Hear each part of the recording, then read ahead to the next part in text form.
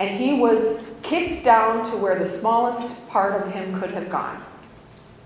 Fear. And as he got nailed,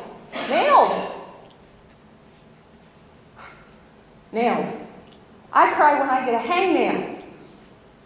He gets nailed and hangs and believes and knows. I am of God. God is me. No matter anything that you do to my body will not shake my belief that I know this to be true. That's pretty impressive. And then he takes it to the next level so he can teach him, because he could have just gone up and gone, well, I did my business. But he's a servant. He's a servant. And he said, you know what, these people, they're sort of numb, give them noogies. They need to have a little bit more of a kick in the face for them to see it. So I guess I'll rise from the dead. You guys will pay attention now? Because it's something we think we can't get out of whatever drama we're in right now. Are you guys, any of you spinning in the spin cycle of, I don't know how to get out of this, I don't know how to get out of this, I don't know how to get out of this. My money problems, I don't know how I'm ever going to get my money problems under control. How am I ever going to get a relationship? Will I ever get the body that I want? I can't believe I can't do blah, blah, blah. Today is a day where Spirit, where Jesus shows you can do it because I have done it. And I'm just going to show you. We can let go of the energy of Jesus is something different than us. Jesus is better than us. I don't want to play that game anymore. I don't want to play that program anymore. Because that fundamentally isn't what Jesus would have wanted.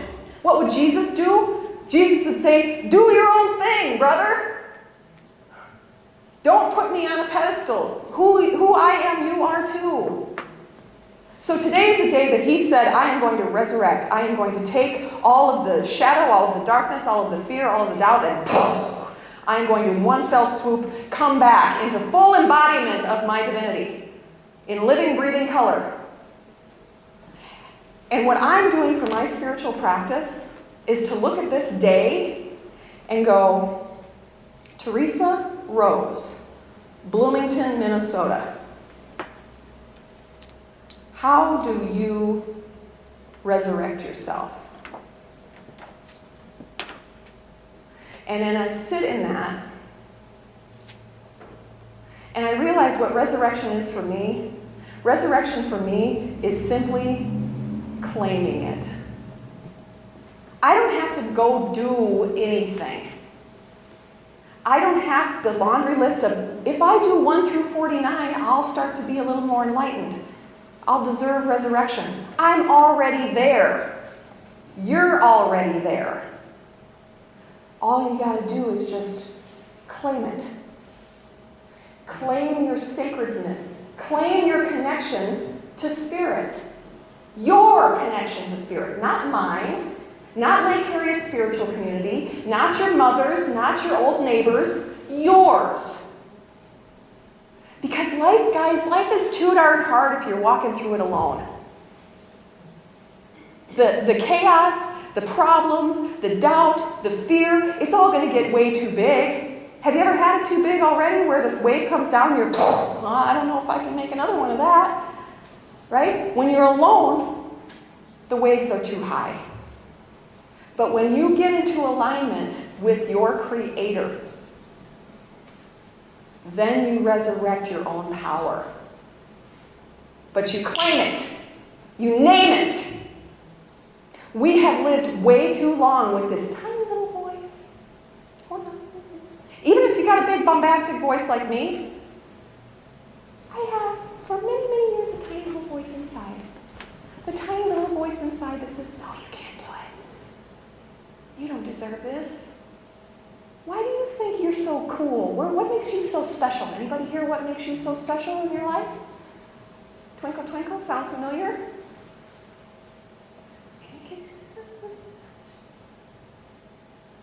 Stay in this little place. Stay in this little place. And Spirit's looking down going, what are you doing? Shine your light. Shine your light. Because when you shine your light, you are you're giving permission for others to do the same. You think, oh, I don't make a difference. Yes, you do make a difference. I'm going to do clapping. This is my contribution to the space. How loud is that? Pretty loud. And this is my call to spirit that says, I'm willing to show up. I'm willing to be seen. I'm willing to be amazing. I'm willing to be loved. I'm willing to be loved. Anybody feel like that to me? Do you feel that? Do you feel like that in your heart, that you want to be all those things? Then join me. Who else wants to feel that way? Anybody else? Anybody else? Anybody else? Louder! Louder!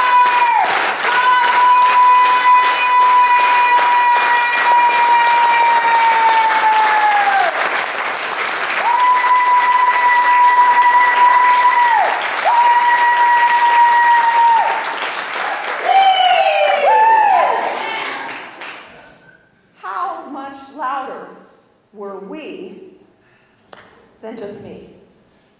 Okay? Sebastian and Joseph are going, what's going on up there?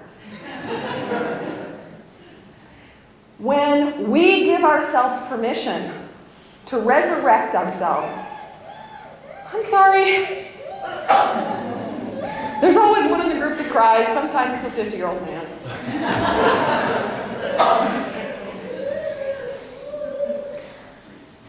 When we fully step into our power, when we take our moment to say we are going to resurrect ourselves, we're going to release our baggage, we're going to release our fear, one fear bubble at a time. When it pops up, see it, acknowledge it. Oh, hey, that's a fear bubble. I know where that came from or who that is. And you put it down. Happens again, happens again, happens again, but you let it down, you let it down, you let it down. And part of it is to just make the statement. My spiritual teacher, Joe T, says, you know what, there's a lot of things that you can say and do to try to get enlightened, but her spiritual teacher says, Joe T, all you gotta do is show up. Just show up. Show up physically, show up mentally, show up in your heart, show up with your spirit. Just show up, and you'll be guided every single step of the way. For me, I am in a wonderful position where my daughter, who's 10 and a half, and my husband and me are all in moments of transformation separately. And then we're braiding ourselves together as our family. For me, I am moving into a place, I'm going to wait for that. For my daughter, my 10-and-a-half-year-old daughter, she's going from elementary school to middle school. And that's a growth opportunity for both of us. I remember middle school. So she's stepping out of little girldom. She's stepping out of, I can't do it, I don't know, little girldom, dependency, and she's moving into independence. She's carrying herself differently. She's making different decisions. She's becoming more, and we just got a puppy yesterday. Yes. I will take congratulations and apologies later. But he's wonderful and amazing, and his name is Duncan, and he's a Cavalier King Charles Spaniel, and he's delightful. And he's my daughter's primary responsibility. And last night, she worked her butt off, my daughter. Duncan, Duncan, Duncan, go to the potty. Duncan, Duncan, Duncan, go to the potty. She did all day long. And at the end of the day, my daughter, who never stops, was like, I'm exhausted. She was absolutely spent. And I said, well, welcome to it. I've had 10 and a half years of it. You're going to have the same day tomorrow, and tomorrow, and tomorrow, and tomorrow. So she's in a real moment of stepping into her power as an individual. Not only as an individual, but as a caregiver. My husband is stepping into his power more fully and completely with his job. He's had his job for a year, and for that first year, you know, when you get a new job, you're kind of like, please don't fire me. Right? Please don't. Is it okay? Is it okay? And after this 1 year, now he's kind of like, wait a minute, no, I am pretty amazing. And I'm going to let people know it. And his world is changing around him as a result of that. And I'm moving into a place of resurrection and transformation as I truly experience and accept the call that Spirit has given me, which is to be a way shower. This is the first time I've worn my prayer whites in this service. And my Sacred Circle people are like, yeah, I know, because I do it in my Sacred Circle. But now I'm doing it here. And part of what this represents for me is for me to fully embrace my spirituality and the leadership that I provide in that capacity. And to be unafraid of it. Because I'm going to be honest with you, I'm going to tell you a secret. I learned something last week that rocked my world up one side and down the other. I was in a healing retreat in California, and I was made aware that I have 2 gears when it comes to energy. I have all out or all in. And my performer sister can recognize what I'm talking about. All out, when I get here, or when I get in front of the 500 or 1,000 people when I do my motivational speaking, or when I write, or when I do my video, I go, and I'll just spray y'all with love. I do. It's like a power wash, okay? And then what happens is I spray y'all with love. And I spray you all with divinity and your own power, right? And just good juju all around. But then what happens is I get done with this and I crash. And I scoot out of here. Because what I forgot is that energy is a dialogue.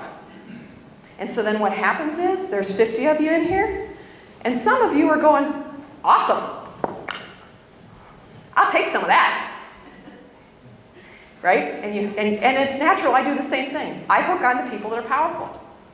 And what I realize is when I go, and I spray everybody with love, what I wasn't aware of was that hurts me if I'm not careful with it. That I need to be conscious of my energy management.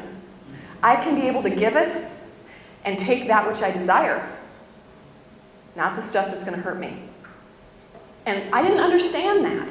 And one of my spiritual teachers says, I want you to sit, because then of course what happens is when you spray it all out like that, when you give love, when you're vulnerable, you all know you don't have to be in front of a room to know what I'm talking about.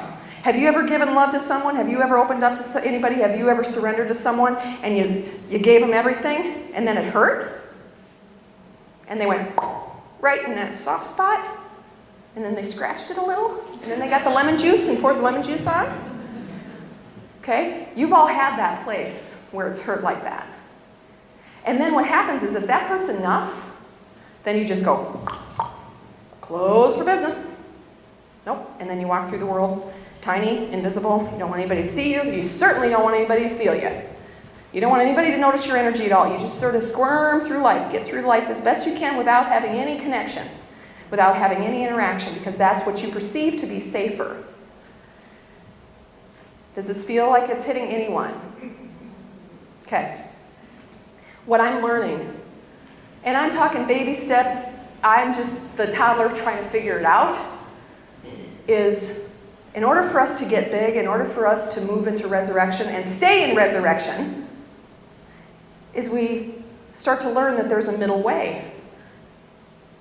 For me, I had my spiritual teacher say, I want you to send your energy out 5 inches outside your body.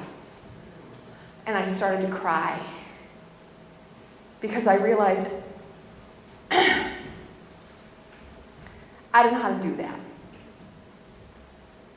Because this area here, this is unsafe. This had been perceived in the past as being unsafe for me, was this area here. Because if I can let my energy just kind of come out here, right out here, and I'm actually aware that it's right out here, then she could come in here, and her negative thought of me, if she had a negative thought, I chose her because she doesn't have a negative thought. But if she did have a negative thought of me, and my energy, right? We all understand energy. We're more than our bodies. If I send it out to here, and I'm open and I give her love, and she goes, you're just such a frickin' idiot. I hate you, blah, blah, blah, blah, blah, blah, blah, and she went on. What is that going to do to me?